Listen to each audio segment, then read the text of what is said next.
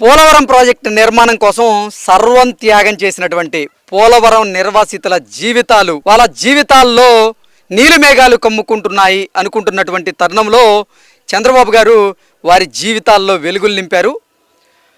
మోసపూరితమైనటువంటి మాటలు నమ్మి దగా పడ్డటువంటి ప్రజల జీవితాల్లోకి నేనున్నానంటూ ఇప్పుడు చంద్రబాబు గారు భరోసా ఇచ్చేటువంటి ప్రయత్నం చేశారు. అందులో భాగంగానే ఇప్పుడు పోలవరం నిర్వాసితులు ఎవరైతే ఉన్నారో వారికి R&R ప్యాకేజీ కింద గిరిజనులకేమో 6,86,000, గిరిజనేతలకేమో 6,36,000 రూపాయలు డైరెక్ట్గా వారి అకౌంట్లోనే పడేలా చూసి వారింటికి సంక్రాంతి పండుగని ముందే తీసుకొచ్చారు చంద్రబాబు గారు. ఈ నేపథ్యంలోనే అసలు ఈ R&R ప్యాకేజీ ఇప్పుడు ఎన్ని పోలవరం ముంపు మండలాల్లో పడ్డాయి, ఎన్ని గ్రామాల్లో ఈ పోలవరంకి సంబంధించినటువంటి నిర్వాసితులు ఈ లబ్ధి చేకూరింది, అసలు వారు ఇప్పుడు ఎలా ఫీల్ అవుతున్నారు అనేది మనం పూర్తి స్థాయిలో తెలుసుకునేటువంటి ప్రయత్నం చేద్దాం.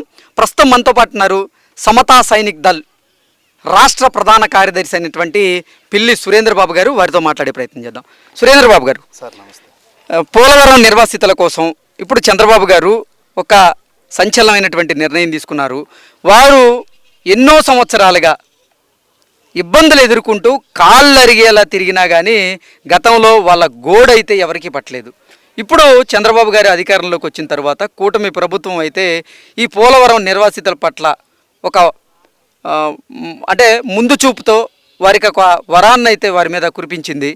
R&R ప్యాకేజీ కింద ఎవరైతే అర్హులు ఉన్నారో ఆ అర్హులందరికీ కూడా, అంటే గిరిజనులకేమో 6,86,000, గిరిజనేతరులకేమో 6,36,000 డైరెక్ట్గా వారి ఖాతాల్లో పడేలాగా చేసింది. ఏంటి సార్ అసలు ఏ ఏ గ్రామాల్లో పడ్డాయి, ఎన్ని మండలాల్లో పడ్డాయి, అసలు మొత్తం ఎంతమందికి పడింది, అసలు ఈ ప్యాకేజీ పట్ల ఈ గ్రామ ప్రజలు ఏమంటున్నారంటే ఏం చెప్తారు?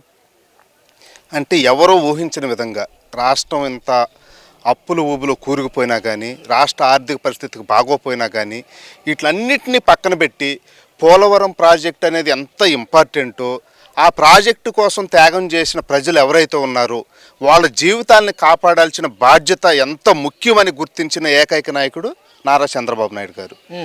ఎందుకంటే గత 4 రోజుల నుంచి 3వ తారీఖు నుంచి ఇది ఈ ఏరియాలో ప్రతి ఒక్క ఊర్లో కూడా మా అకౌంట్లో డబ్బులు పడ్డాయి, మా అకౌంట్లో డబ్బులు పడ్డాయి అని ఒక పండగ వాతావరణం. అంటే ఎవరికి వాళ్ళు అసలుకి ఊహించలేదు. గత 5 సంవత్సరాలు ఒక్కొక్కళ్ళు అడిగితే చెప్తున్నారు, నేను 200 సార్లు అప్లికేషన్ పెట్టుకున్నానండి, నేను 300 సార్లు ఆఫీసుల దగ్గర తిరిగానండి, ఎవరూ కనికరించలేదండి, కనీసం ₹1 కూడా ఇవ్వలేదు. అలాంటిది అసలుకి ప్రభుత్వం ఇప్పుడు వచ్చింది, ఎంత తొందరగా చేస్తుంది అసలు మేము కలలో కూడా ఊహించలేదు. ఇది నిజమో అబద్ధం కూడా తెలియని పరిస్థితిలో ఉన్నాము. చంద్రబాబు గారు ఎంత మంచి పని చేస్తారు, మా మీద ఎంత ప్రేమ ఉందని, మా జీవితాల్లో ఎలుగు నింపుతారని, మమ్మల్ని ఇలా గుర్తిస్తారని మేము ఎప్పుడు అనుకోలేదని చెప్పేసి ప్రతి ఊర్లో కూడా చెప్తున్నారు.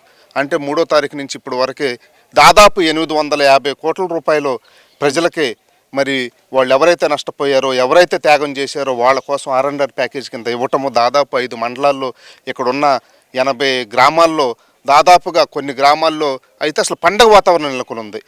మరీ ముఖ్యంగా ఈ కుక్కునూరు, ఏలేరుపారు మండలాలు ఏదైతే ఉన్నాయి, ఈ గోదావరి నదీ పరిహార ప్రాంతం ఏదైతే ఉందో ఆ నిర్వాసితులు ఎవరున్నారు వాళ్ళందరికి కూడా ఈ అందజేస్తుంటే వాళ్ళ ఇళ్ళకెళ్ళి కనుక్కుంటుంటే అసలు ఎలా ఉందో పరిస్థితి గ్రౌండ్లో చెక్ చేయడానికి వచ్చినప్పుడు వాళ్ళు ఎంత హ్యాపీగా ఫీల్ అవుతున్నారంటే, అంటే ఎవరు ఊహించిన విధంగా అది that is the Chandrababu Naidu గారు.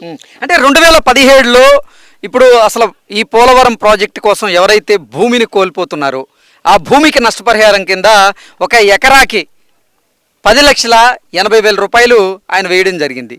ఆ తర్వాత వచ్చినటువంటి పాలకులైతే ఈ నిర్వాసితులను పట్టించుకున్నటువంటి పాపాన పోలేదు. మళ్ళీ 2024లో జరిగినటువంటి ఎన్నికల్లో మళ్ళీ చంద్రబాబు గారు అధికారంలోకి రావడం, ఎవరు ఊహించని విధంగా 6 నెలల్లోనే వారికి R&R ప్యాకేజ్ అయితే కొట్టడం జరిగింది. ఏంటి అసలు సంక్రాంతి పండుగ మరికొన్ని రోజుల్లో అంటే ఉండగా ఇప్పుడు వారి అకౌంట్లో డబ్బులు పడడం పట్ల అసలు ప్రజలు ఏమంటున్నారు? నమ్మించటం, మోసం చేయటం, మాట తప్పను మడమ తిప్పనని చెప్పేసి దానికి వ్యతిరేకంగా పనిచేయటం జగన్మోహన్ రెడ్డికి వెన్నతో పెట్టిన విద్య. ఎందుకంటే గెలవటం కోసం ఏ స్థాయికైనా అబద్ధాలు చెప్పడానికి రాష్ట్ర ప్రజలందరూ ఆలోచించారు. 2019 ఎలక్షన్ ముందు ఈ ప్రాంత ప్రజల దగ్గరకు వచ్చి ఎవరైతే గిరిజనులు లేదంటే ఎస్సీలు బీసీలు ఈ ఏరియాలో ఉన్నారు వాళ్ళందరి దగ్గరకు వచ్చేసి నేను ఈ రాష్ట్ర చరిత్రలో ఎవరు ఇవ్వని విధంగా 6,30,000 కాదు, 6,80,000 కాదు, 10,50,000 రూపాయలు ఇస్తాను ఎకరానికి అని చెప్పి నమ్మించి భారీ మెజార్టీలో ఈ ఏజెన్సీ ఏరియా ఉందో అన్నింటిలో కూడా భారీ మెజార్టీలో గెలిచిన జగన్మోహన్ రెడ్డి వచ్చిన తర్వాత 5 సంవత్సరాలు కనీసం వాళ్ళకి ఎవరికి ఇవ్వకుండా ఎలక్షన్ ముందు ఏదో 2 గ్రామాలకు వేసేసి మళ్ళీ ఎలక్షన్ ముందు ఎలక్షన్ దగ్గరకు వచ్చినప్పుడు సరే డబ్బులు వేయకపోగా ఎంత ఈ ప్రజల మీద ఎంత కక్ష అంటే అంత ప్రేమతో జగన్మోహన్ రెడ్డిని గెలిపిస్తే ఈ ప్రజలను నాశనం చేయడం కోసం ఇక్కడ వరదలు వస్తే ఇలా పరిస్థితి ఏంటి, తినటానికి తిండి ఉండదు, ఉండటానికి ఇల్లు లేవు, అలాంటి పరిస్థితులు వాళ్ళకి కనీస అవసరాలు కూడా కల్పించుకోకుండా జగన్మోహన్ రెడ్డి వాళ్ళ జీవితాలతో ఆడుకున్నారు. వాళ్ళు ఎంత కుమిలిపోతున్నారంటే ఈరోజు అయ్యా జగన్మోహన్ రెడ్డి అనేవాడిని నమ్మి మేము మోసపోయాము, ఇక జీవితంలో ఇలాంటి తప్పు చేయకూడదు, జగన్మోహన్ రెడ్డి లాంటి మాయ మాటలు చెప్పే వాళ్ళని జీవితంలో ఎప్పుడూ నమ్మకూడదు, వాటికి అతీతంగా చెప్పిన మాట ప్రకారం నేను ఎంత ఇవ్వగలను ఎంత ఇస్తానని చెప్పిన మాట ప్రకారం మాట తప్పకోకుండా మడం తిప్పకోకుండా చంద్రబాబు నాయుడు గారు ఈరోజు ఇలాంటి పరిస్థితుల్లో కూడా ఈ ప్రజలకి R&R ప్యాకేజీ అందించటము, ప్రతి ఊర్లో కూడా తిరణాల్లాగా సంక్రాంతి మనం కోడి పందాల దగ్గర చూస్తాము ఎంత అడవుడు ఉండిద్ది, అందరూ కొత్త బట్టలు వేసుకొని పిండి వంటలు చేసుకొని ఎవరి కాళ్ళు సంతోషంగా అసలుకి ప్రతి ఒక్కళ్ళు దాదాపుగా ఈ రాష్ట్రంలో ఉన్న ప్రజలందరూ ఏ విధంగా ఉంటారో ఆ విధంగా చుట్టుపక్కల ప్రాంతాల్లో ప్రజలు అంత ఆనందంగా ఉన్నారు. ఇంకా కొంతమందికి ఇవ్వాల్సింది ఉందా చంద్రబాబు గారు ఇస్తారు, ఈ ప్రాంత ప్రజల్ని ఆదుకుంటారు. ఈ ప్రాంత ప్రజలను ఆదుకోవటమే కాకుండా రాష్ట్రంలో ఉన్న ప్రజలందరికీ ఒకటే చెప్తున్నాను నేను, ఎందుకంటే ఈ రాష్ట్ర భవిష్యత్తు కోసం, ఈ రాష్ట్రం కోసం, ఈ రాష్ట్రంలో ఉన్నతమైన ప్రాజెక్టు కోసం త్యాగం చేసిన వీళ్ళందరికీ ప్రభుత్వం అండగా ఉంటుంది. ఈ ప్రజల ఆనందాన్ని చూడండి, చంద్రబాబు గారి కమిట్మెంట్ ను చూడండి, ఈ రెండింటిని కలిపి చూడండి. అంటే విజనరీ అంటే ఎలాగో ఉంటాడు, ఏ విధంగా పనిచేస్తాడు అనేది రాష్ట్ర ప్రజలందరూ గుర్తుంచుకోవాలి.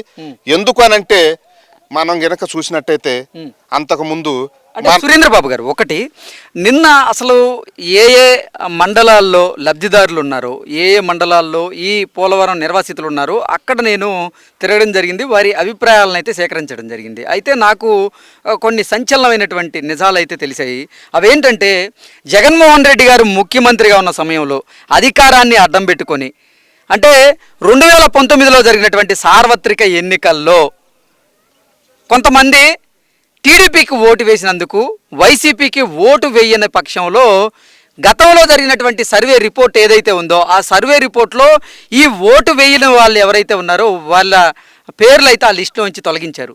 ఇప్పుడు ఈ ప్రభుత్వం R&R ప్యాకేజీ వేసినప్పటికీ గతంలో ఎవరైతే పాపం టీడీపీకి ఓటు వేసిన వాళ్ళు ఉన్నారో వారికి ఇప్పటికీ న్యాయం జరగలేదు.